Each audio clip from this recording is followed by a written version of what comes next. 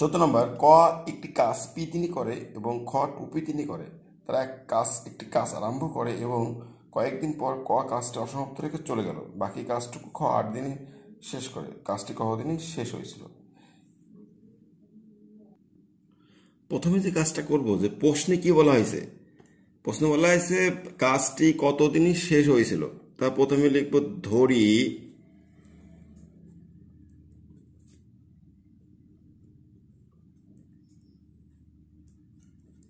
কাজটি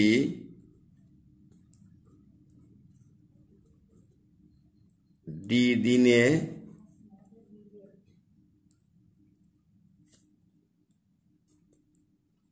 শেষ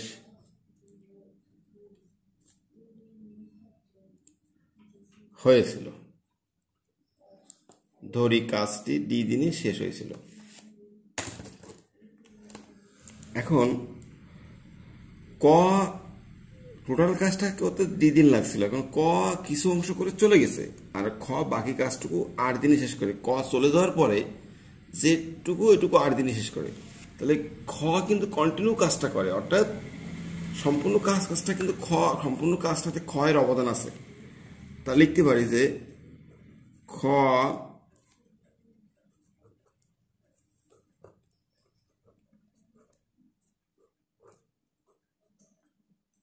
কাজটি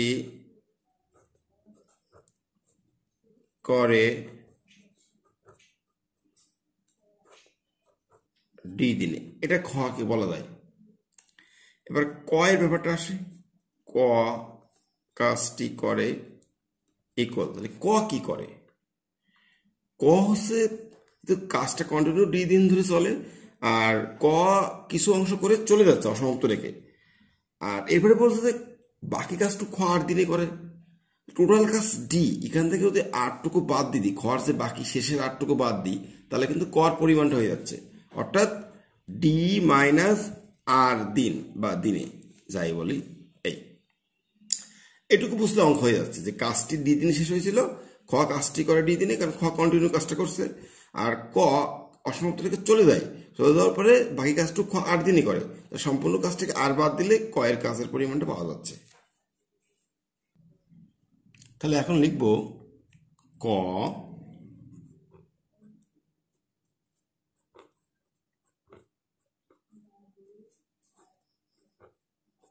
পি দিনে করে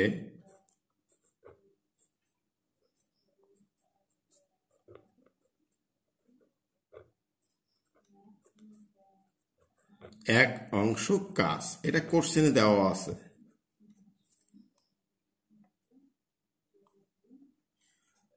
ক পি দিনে করে এক অংশ কাজ।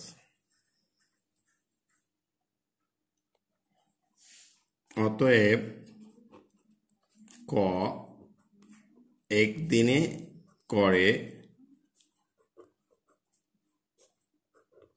1/p অংশ কাজ। তাহলে ক টোটাল আছে কত? ডি মাইনাস 8 দিনে। অতএব ক ডি মাইনাস আর দিনে করে D minus R by P অংশ কাজ। ক এর অংশটা আমরা পেয়ে গেছি। এরপরে ক্ষয়েরটা বের করতে হবে।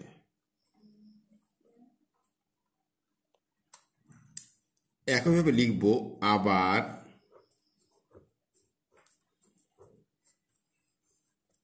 ক্ষয়েরটা কি বলা আছে? খ টুপি তিনি করে, প্রশ্ন বলা আছে। আবার খ টুপি দিনে করে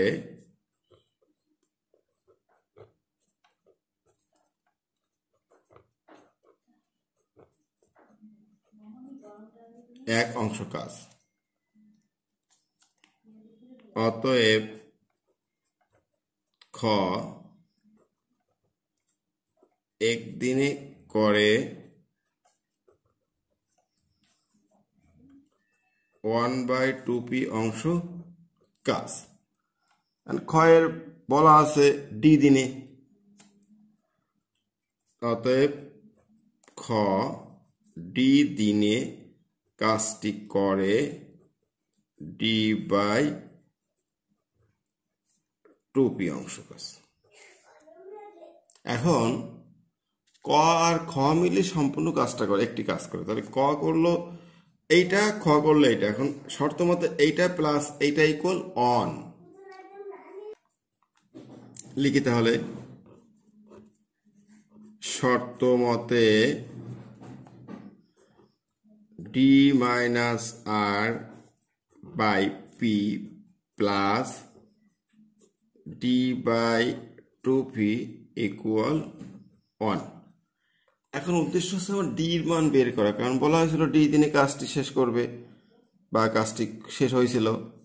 ডির মানটা এখান থেকে যে কোনো একভাবে বের করতে হবে ক্যালকুলেশন করে।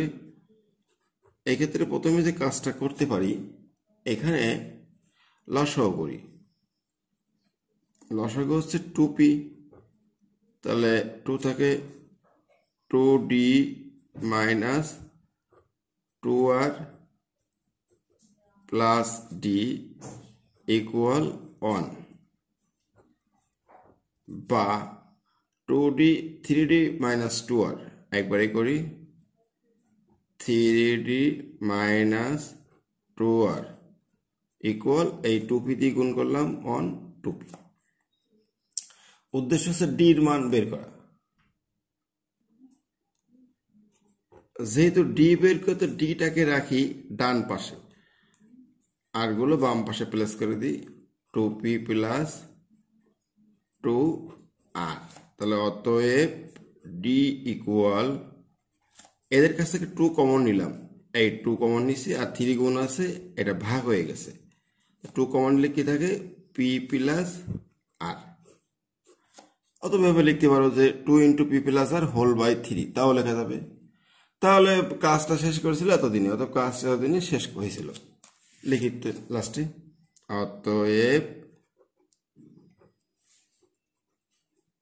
কাজটি 2/3 × p প্লাস আর দিনে শেষ হয়েছিল। দিনে শেষ হয়েছিল।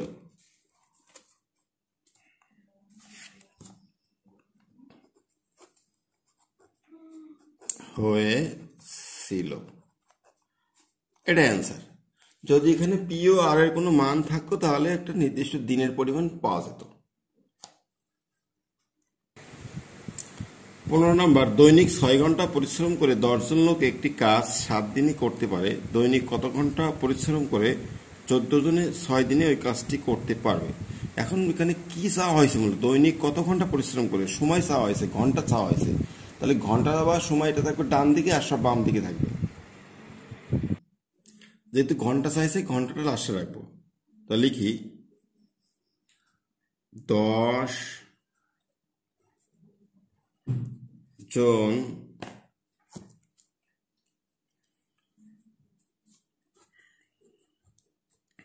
লোক, 10 জন লোক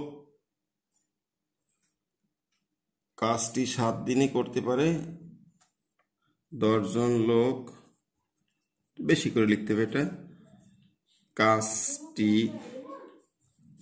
10 জন লোক কাজটি 7 দিনে করতে পারে। 7 দিনে করে, অল্প করে লিখে একটু, ইকুয়াল 6 ঘন্টা পরিশ্রম করে।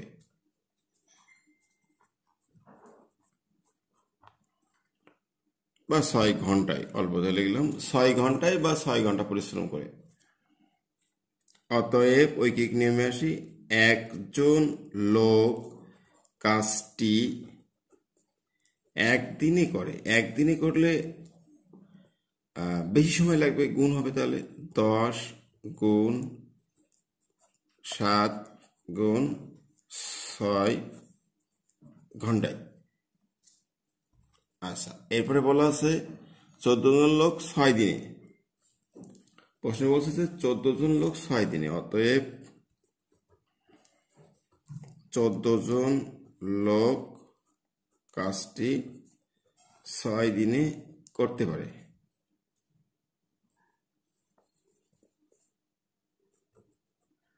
10 গুণ 7 গুণ 6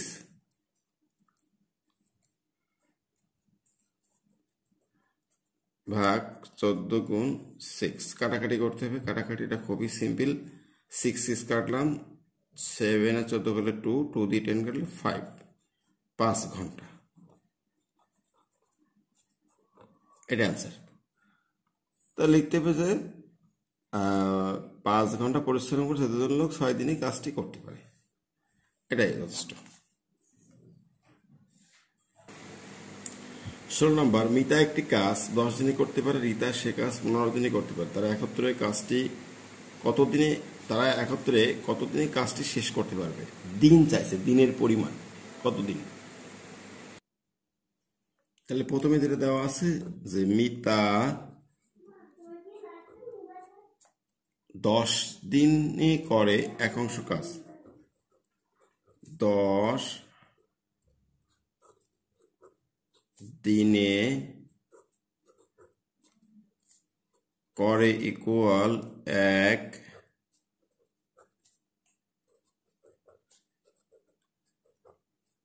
1/2 কাজ। মিতা 10 দিনে করে 1/2 কাজ। অতএব মিতা 1 দিনে করে, মিতা 1 দিনে করে, 1 দিনে করে, তাহলে 1/10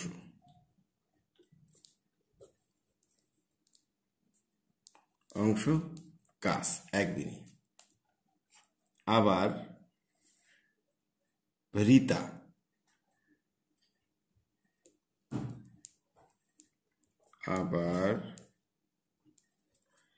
রীতা 1 দিনে করে, 15 দিনে করে। প্রশ্নে বলা আছে রীতা 15 দিনে করে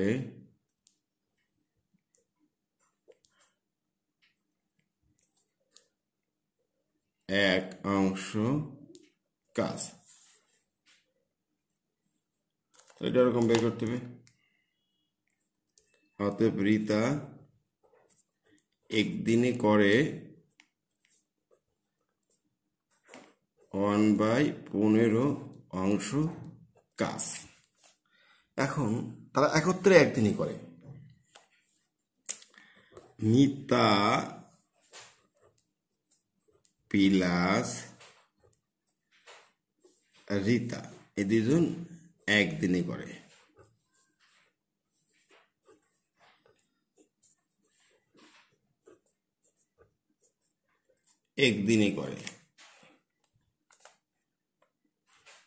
ইকুয়াল 1/10 প্লাস 1/15 লসাগু 30, 3 প্লাস 2 ইকুয়াল 5/30। এটা কাটাকাটি করলে পাচ্ছি 1/6, কারণ 5 × 30, 1/6।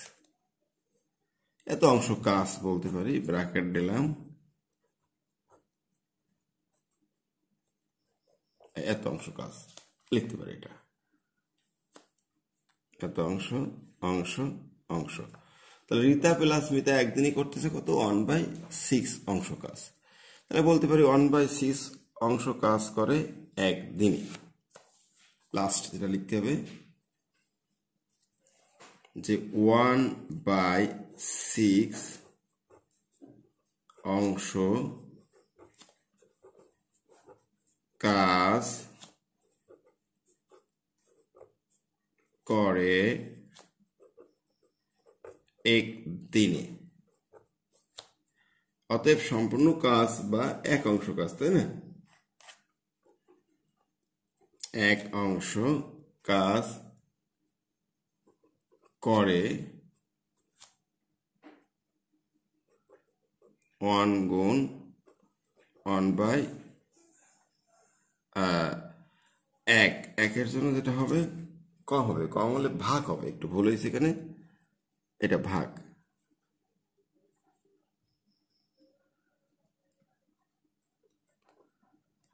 ওয়ান ভাগ ভাগ চিহ্ন, 1/1/6, ভাগ গুণে উল্টে যাবে 1 গুণ 6/1, 1 কাটা গেলে 6 থাকবে, তাহলে 6 দিনে, এটাই অ্যান্সার।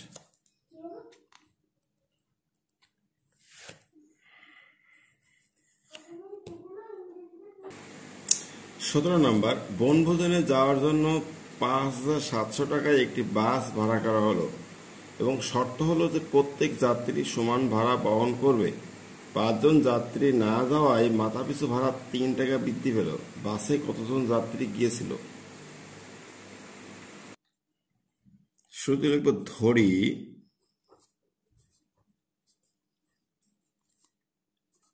বাসে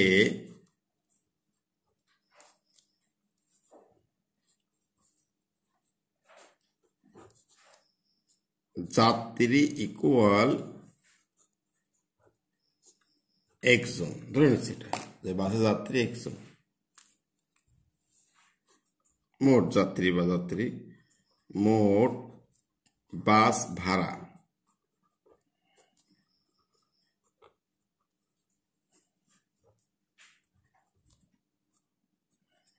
মোট বাস ভাড়া 5,700 টাকা।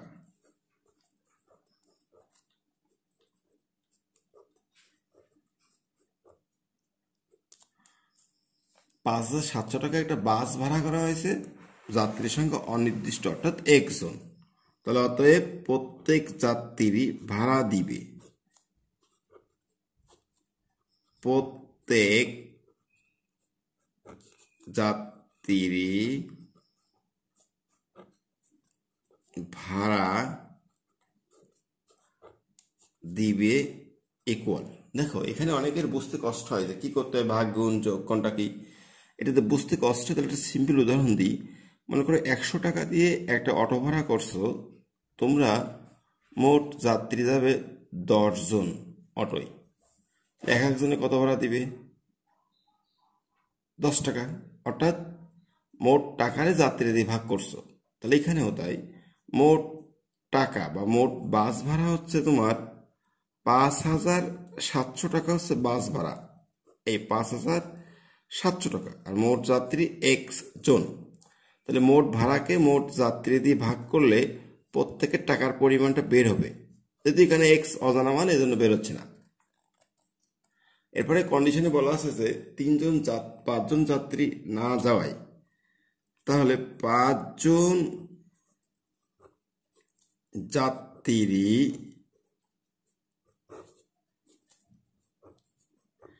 না যাওয়ায়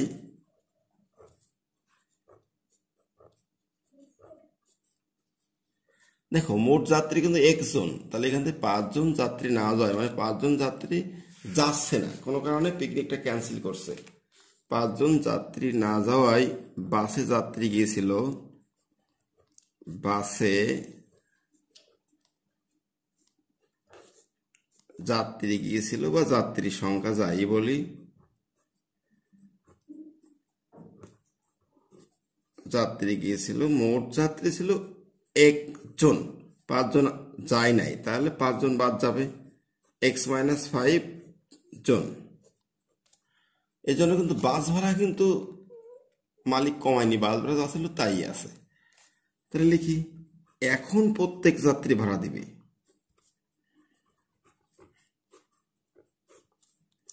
এখন প্রত্যেক যাত্রী ভাড়া দিবে, একই কথা। মোট মোট টাকাকে যাত্রী সংখ্যা দিয়ে ভাগ করতে হবে, মোট টাকা কিন্তু যা ছিল তাই আছে, 1700 টাকা। আর এখন যাত্রী সংখ্যা বরং 5 জন কমে গেছে, এত টাকা। এখন শর্ত মতে বলা হচ্ছে যে যাত্রী 5 জন কমে গেলে প্রত্যেকের ঘরে 3 টাকা বৃদ্ধি পায় মাথা পিছু। তাহলে এখন একটা জিনিস দেখো, প্রথম ছিল একজন যাত্রী, প্রত্যেক ভাড়া দিবে এত ভাগ এক্স। এখন যাত্রী কমে গেছে, যাত্রী কমে গেলে কিন্তু ভাড়া বেড়ে যাচ্ছে প্রত্যেকের ঘাড়ে। ভাড়া কিন্তু বাস মালিক কম নিচ্ছে না, বাস মালিক ভাড়া যা ছিল তাই আছে, সো যাত্রী কমার কারণে ভাড়া বেড়ে যাচ্ছে। তাহলে এই ভাড়াটা বেশি, এই ভাড়াটা কম, তাহলে বেশি বিয়োগ কম সমান 3 টাকা। বইয়ে বলা আছে 3 টাকা। শর্ত মতে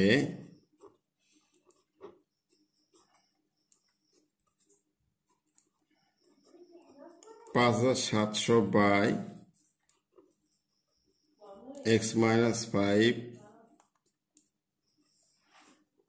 5,700 বাই এক্স ইকুয়াল এই 3 টাকা বৃদ্ধি। এখন ক্যালকুলেশন করতে হবে লসাগু, মিডল টার্ম এইসব, বা লসাগু আসে এক্স ইন্টু x-5, তাহলে 5700 x minus 5700 into x-5 equal 3, বা 5700 এক্স দিয়ে গুণ করলে 5700 এক্স মাইনাস মাইনাস প্লাস 5700 গুণ 5, এটা গুণ করতে হবে 5700 গুণ 5 28500 লিখতে হবে। এখন 28500 by x² minus 5x equal 3। এখন এইটা কেটে যাবে, প্লাসে মাইনাসে কেটে গেলে কি থাকে দেখো, উপরে থাকছে 28500 আর নিচে আছে x² মাইনাস 5x ইকুয়াল 3। এখন যেটা করতে হবে, আর গুণ করতে হবে 3x² মাইনাস 3 5 15x ইকুয়াল 28500 যা আছে তাই, বা 3x² মাইনাস 15x 28500 ইকুয়াল 0। তাহলে উপর থেকে এখন 3 কমন নেওয়া যায়,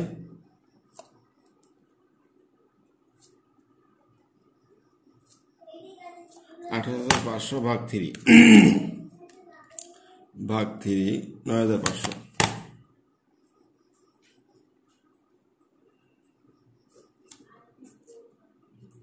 ইকুয়াল 0। 3 গুণ আছে 0 সাথে ভাগ হয়ে ভ্যানিশ হয়ে যাবে। তাহলে এখন লিখব কি, যে x² minus 5x minus 9500 equal 0। এটাকে মিডল টার্ম করতে হবে, মিডল টার্ম এখানে আসবে 100x মাইনাস 95x।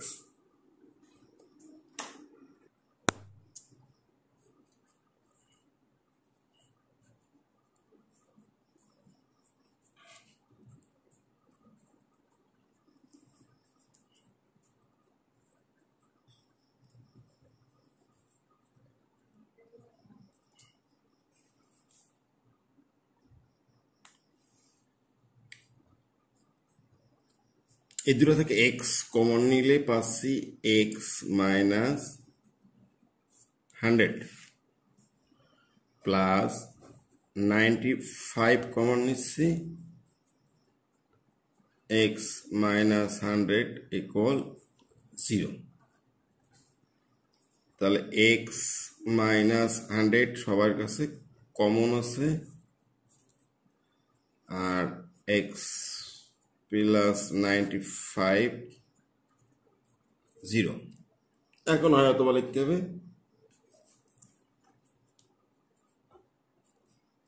হয় এক্স মাইনাস 100 ইকুয়াল 0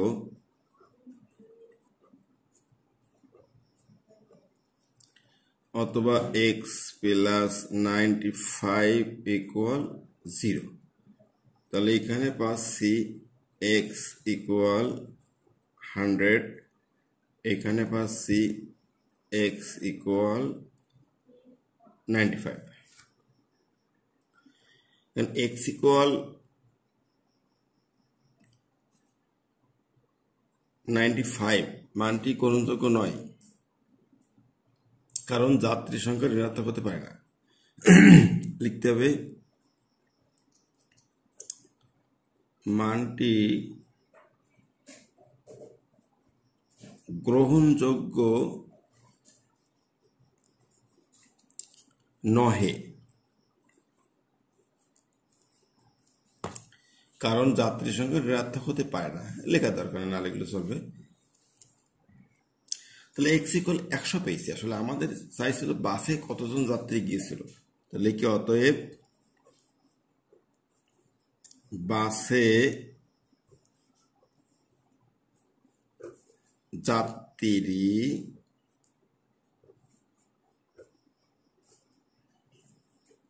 গিয়েছিল মূলত এক্স মাইনাস 5 জন, কারণ টোটাল বাসে যাত্রী দেওয়া কত 1 জন, সেখানে 5 জন কম গিয়েছিল। তাহলে এক্স এর মান 100 মাইনাস 5 জন ইকুয়াল 95 জন। আসলে কিন্তু বাসে যাত্রী গিয়েছিল 95 জন, এটা অ্যান্সার।